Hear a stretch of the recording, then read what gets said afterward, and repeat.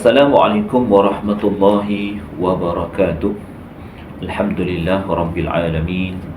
Wassalatu wassalamu ala asyrafil anbiya wal mursalin wa ala alihi wa sahbihi ajma'in. Subhanaka la ilma lana illa ma 'allamtana innaka antal alimul hakim. Rabbi syrah li sadri wa yassir li amri wahlul 'uqdatam min lisani yafqahu qawli. Rabbi yassir wa la tu'assir, Rabbi tammim bil khair. Marilah kita sama-sama merafakkan setinggi kesyukuran kepada Allah Subhanahu wa taala kerana diberikan nikmat dan peluang untuk bersama di dalam bulan puasa Ramadan al-Mubarak 1445 Hijrah 2024 Masihi.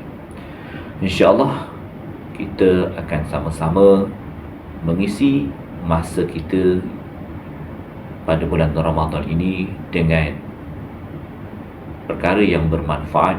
Mudah-mudahan Allah Subhanahu wa taala berikan ganjaran yang sebaiknya daripada sisinya. Muslimin dan muslimat yang dirahmati Allah Subhanahu wa taala, apabila kita berbicara tentang puasa, maka puasa itu sendiri adalah merupakan didefinisikan sebagai imsak, ataupun dengan lebih lanjut kita boleh katakan menahan diri daripada melakukan perkara-perkara yang membatalkan puasa, daripada terbit fajar hinggalah terbenam matahari dengan niat yang khusus. Muslimin dan muslimat, hadirin hadirat yang dirahmati Allah Subhanahu wa taala, ada beberapa persoalan untuk kita kongsi bersama. Mudah-mudahan ia memberikan suatu jawapan dan juga penjelasan kepada kita semua berkaitan tentang perkara ini. Antaranya ialah yang pertama, penggunaan sapuan kulit ketika puasa. Maksudnya kalau kita ada masalah di kulit kita yang sensitif dan kita menyapu dengan ubat ataupun krim yang berkaitan, batalkah puasa kita? Maka jawapannya di sini ialah dinyatakan, diisyaratkan untuk menjadikan puasa itu batal ialah sampai sesuatu ain jirim melalui rongga yang terbuka. Oleh yang demikian, sesuatu yang masuk melalui kulit tidak membatalkan puasa. Berdasarkan kenyataan Imam Nawawi dalam kitab Minhajul Talibin. Apa kata beliau? Beliau nyatakan syarat sampai sesuatu benda daripada saluran rongga yang terbuka, maka tidak terbatal puasa dengan sapuan minyak yang meresap masuk ke dalam liang-liang roma kulit badan. Jadi hadirin hadirat sekalian, tidak perlu bimbang kalau menyapu krim di kawasan kulit yang terbuka. Baik. Soalan kedua berkaitan tentang adakah batal puasa air masuk telinga ketika mandi? Batal tak puasa kita kalau air itu masuk ke telinga ketika mandi? Apa jawapannya? Jawapannya di sini ialah bergantung kepada mandi itu. Adakah mandi itu adalah mandi yang disyaratkan oleh syarak, ataupun mandi yang disebabkan kita suka nak berendam di dalam air? Baik, apa jawapannya? Air yang masuk ke rongga dalam telinga had batin ketika mandi membatalkan puasa sekiranya bukan mandi disebabkan tuntutan syarak, seperti mandi untuk bermain air. Jadi mandi atas sebab untuk bermain air, maka boleh membatalkan puasa. Jika mandian atau basuhan yang berlebihan menyebabkan air masuk ke dalam rongga yang terbuka melebihi had batin telinga, maka ia membatalkan puasa. Puasa tidak terbatal sekiranya air masuk ke dalam telinga ketika mandi atas tuntutan syarak, seperti mandi wajib, mandi sunat selagi tidak berendam. Jadi tuan-tuan hadirin hadirat sekalian, harap jawapan itu dapat menghilangkan keraguan. Soalan ketiga, hukum mengurit telinga ketika puasa. Kan, telinga gatal, kan, macam mana, kan? Batal tak puasa?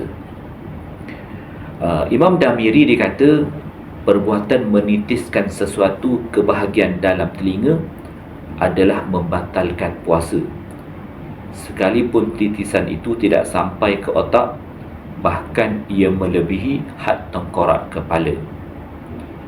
Jadi perbuatan mengurit telinga, adakah ia membatalkan puasa?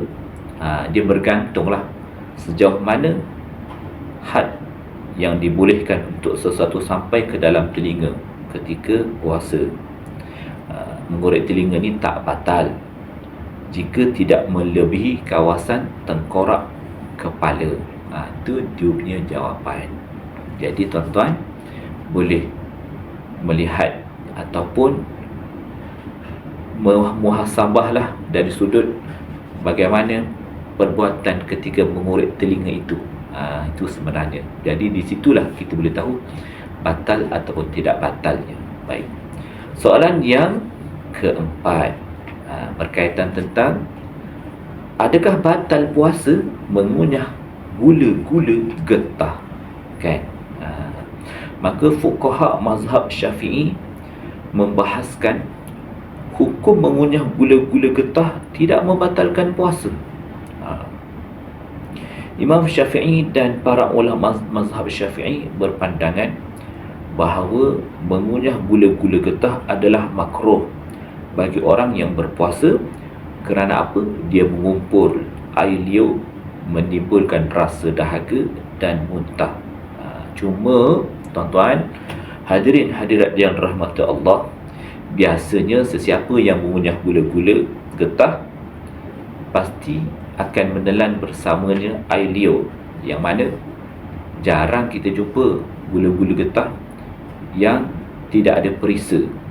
Maksudnya gula-gula getah yang ada perisa, bila mana dia bercampur dengan air liur dan kita telan sekali dengan perisa gula-gula tersebut, maka dia boleh membatalkan puasa. Baik, wallahu a'lam untuk jawapan itu. Dan seterusnya, untuk soalan yang terakhir berkaitan tentang status kentut ketika mandi. Maka Ibnu Hajar Ibnu Al-Haytami beliau berkata, kalaulah seseorang mengetahui secara kebiasaannya bahawa jika dia berendam di dalam air akan menyebabkan air masuk ke dalam rongga terbuka atau otaknya, maka haram berendam, dan perbuatan tersebut membatalkan puasa menurut kesepakatan ulama Syafi'iyah. Baik. Ketika mandi di siang hari pada bulan Ramadan, kita biasanya akan menggunakan shower ataupun gayung, maka tidak membatalkan puasa. Walaupun ketika itu individu itu dia kentut ataupun dia terasa air masuk ke dalam rongga duburnya. Ini kerana perbuatan tersebut tidak dikategorikan perbuatan yang sengaja mendedahkan air masuk ke dalam rongga badan seperti berendam. Jadi menggunakan shower ataupun menggunakan gayung ketika mandi dan orang individu tersebut kentut dan tiba-tiba dia terasa macam ada air masuk ke dalam rongga, maka ia tidak membatalkan kerana ia bukan dalam keadaan berendam. Wallahu a'lam. Wassalamualaikum warahmatullahi wabarakatuh.